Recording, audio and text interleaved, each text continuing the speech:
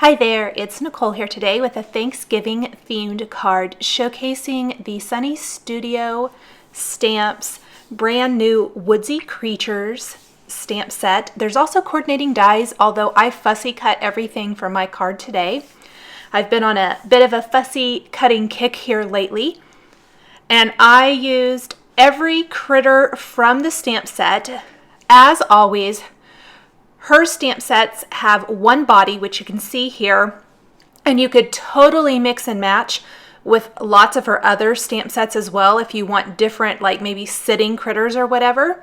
But then there's lots of different heads, and so I'm simply just, putting a different head on each little body, plus there's different tail options. I'm going to stamp those. I'm going to stamp the pilgrim hats.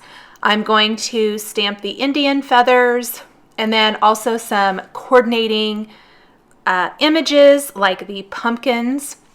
Now you might notice the Indian feathers on my particular stamp set, because I got this early, had a little bit of a problem. I ended up using it anyway, and I'm just going to show you how I got around that. The stamp just wasn't like cut all the way or whatever. I'm going to start coloring my raccoon using shades of warm gray. I did leave the coloring in this video, even though there is a ton of it. With 5 critters plus all the accessory images, that is a lot of coloring. But I did choose to leave it in. As always, I do have quite a few viewers who really like to watch the coloring process. If you don't care about that at all, I did skip around a little bit. This is not a card where I had my clear vision to begin with. I had a rough idea, but I kind of jumped back and forth. So I'm going to color all the critters, fussy cut them, and then I'm going to skip to my background kind of in the middle of the video. And then I'm going to color a little bit more, fussy cut some more things, which I did cut all the fussy cutting out of this video. No one wants to sit and watch me cut out a zillion little pieces to put together a card. However, then I will go back to putting the whole card together. So the majority of this video, I would say, is a lot of coloring, simply because there is a lot of images for this particular card. I am using Copic markers. You could use whatever kind of coloring medium you like, whether it be colored pencils, other kinds of markers, watercolors. There are just so many great ways to color in these images. After I colored all of these, I actually was doing a card for something else, and I used colored pencils, and I kind of had wished that I had used those. Every time I get my colored pencils out, I remember how much I love them. I love Copics too. It's just, I love that there are so many options for us crafters. After my raccoon, I'm going to color in the little skunk. I think he is so adorable. I thought the raccoon might be my favorite, but I really think the skunk might be. Now, I colored in the entire image for the raccoon. I got a little smarter as I went along. Because I was fussy cutting, I quit coloring inside the lines, number 1, because I'm going to cut it all off anyway, and that saved a little bit of time with coloring. Number 2, I didn't color all the way down. I'm going to be cutting off all of their feet anyway. I'm lining them up along the bottom edge of my panel on the card, just as a kind of space saver. You could totally use the entire image if you wanted to. But I kind of thought it ended up kind of almost looking like they were standing along a table. They're all bringing their pumpkins or pie or whatever to the feast. So just lots of really fun, really cute images. A couple of these critters, I did use the same color combination. So both of these next two are the same colors, just kind of keeps it easy. I even thought I might do that for the chipmunk, and then I got smart and realized I needed to use a different brown color combination. just for some interest. So I will be doing him different. In fact, I had to restamp him because I started coloring him with those same colors and it just wasn't working. Quick blending. I tried to keep it to only 2 colors or 2 shades per color, 3 at the most, with some lighter colors, you know, in the face areas and things like that. Adding little dots to add some texture to my critters. On the raccoon, his nose was solid, so I used my Sakura Black glaze pen to color in his nose and his eyes, and then I'll go back with the white pen when that dries and add the highlights. I am going to do that to all of the animals as I get them colored, but the rest of the noses, I'm going to color those in, and then I will add glossy accents at the end to give those a little bit more depth and dimension.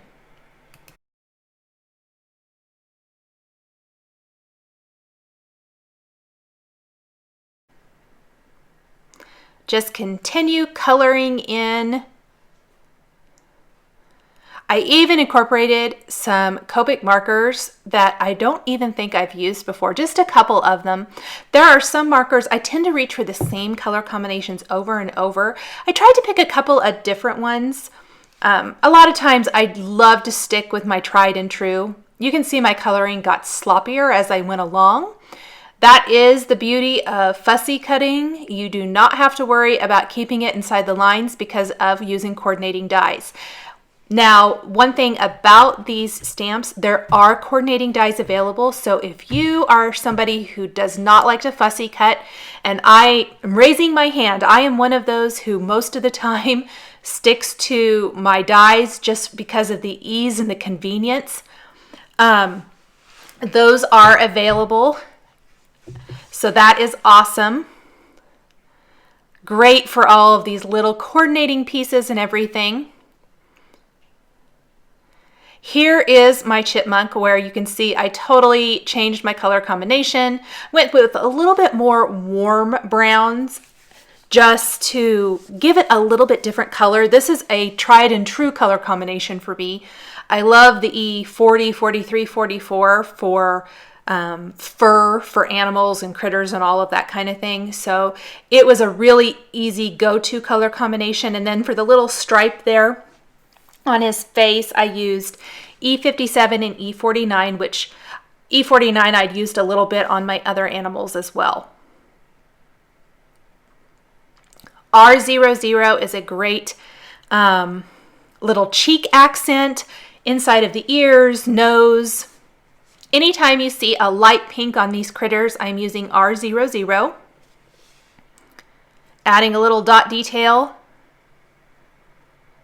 to my chipmunk. I'll do his tail as well.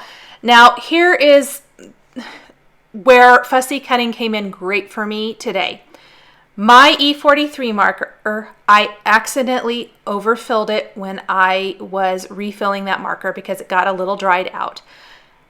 Because I overfilled it, it kind of just leaked some of that ink right on the tail and it really messed it up. If I was die cutting this, I would have been really upset. But because I'm fussy cutting it, I just didn't even worry about it, colored right back over it, fixed all of the mistake.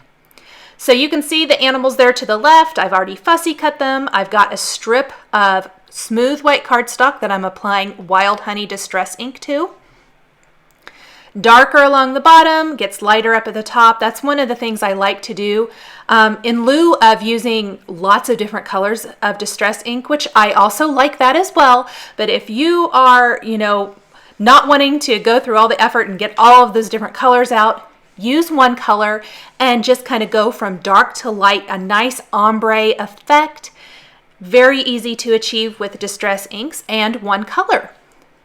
So there's kind of what that's going to look like. I am going to go ahead and grab my greeting that says give thanks and stamp that right there, leaving plenty of room because I'm going to add some little Indian feathers and pilgrim hats to my critters as well. So I want to leave plenty of room up along the top, but I'm going to go ahead and attach all of these.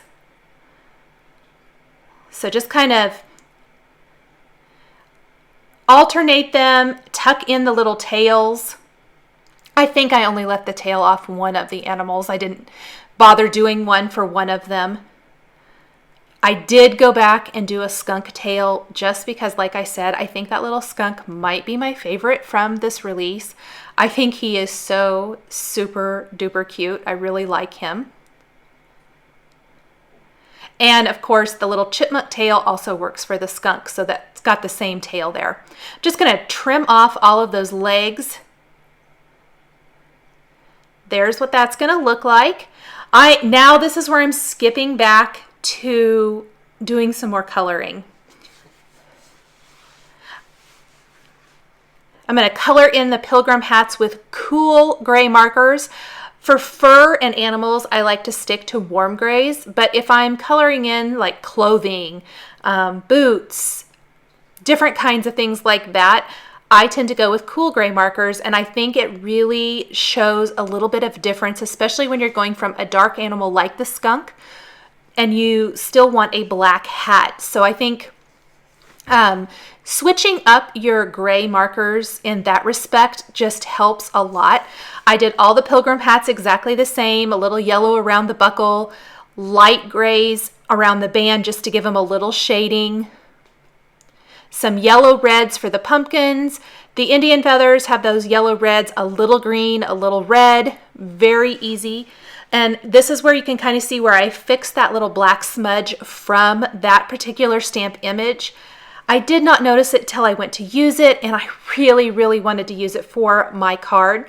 So I just went in with some dark colors along the band that really disguise that there's that imperfection there. And I wanted one pie image, so I will color it in. Again, I tried to stick with markers I already had out on my desk. E40 and 43 work for the pie. A little C6 and C9 for the pie dish. Same colors I used for the pilgrim hats. There you can see all my little images. I laid them out as I was going along. I'm going to go ahead and put the rest of this together and then work on the background of my card. Just tucking in my little skunk tail there. Using some Zotz Bling glue dots to attach the pie and the pumpkins. I ended up only having 4 of the critters holding something. I just didn't really have anything else I wanted to add, and I guess I could have done another pumpkin, but I chose not to for this particular card. Adding the Indian feathers or the pilgrim hats to my critters just really finishes them off cute. You could totally add other hats from other sets and other embellishments and use these critters in completely different ways. I'm going around the buckles of the hat with a Stardust glitter pen, adding some little glitter to the pie to look like sugar on the top. I'm going to grab the little heart from the Woodsy Creatures stamp set, stamp it a few times. You don't even have to worry about that distress ink in the background. I'm going to color these with those dark red Copic markers. Goes over it beautifully. Going to add some little highlights to the hats with a white glaze pen, also to the hearts, the pumpkins. Just little finishing details. The eyes all have the black glaze pen and then the white in the center for the highlights. Going over the hearts with some glossy accents now to make them shiny. Also the buckles are around the pilgrim hats with a little glossy accents. Then I've got some black cardstock with the diagonal stripe stamps. This is from Simon Says Stamp, but I wanted a little bit of texture for my background, and I'm inking it up with the Versamark Frost ink. The Frost ink is a little different than traditional Versamark because it's got some sparkle to it. This is going to be tone on tone. I'm not going to emboss. I'm not going to do anything. This simply is a watermark giving the background of my card this subtle diagonal stripe. I think if you've watched some of my videos before, I love this diagonal stripe. I love diagonal stripe backgrounds anyway. I just think they're great. I'll attach my panel right to that diagonal stripe. I've got 2 thin white borders. They're just going to kind of help define the decorative strip from the background. Just smooth white cardstock. Added a little line of glue there. I will place those strips along the bottom and the top Being kind of careful because my Glossy Accents isn't dry yet, which is kind of dangerous because I tend to get my hand in it all the time. So there are my little strips. Now I thought it needed just a little something else, so I am adding some gold Pretty Pink Posh confetti and some metallic gold Pretty Pink Posh sequins, just a scattering kind of intermixed with those great stamped and colored heart embellishments, and then kind of flow throughout the rest of the card.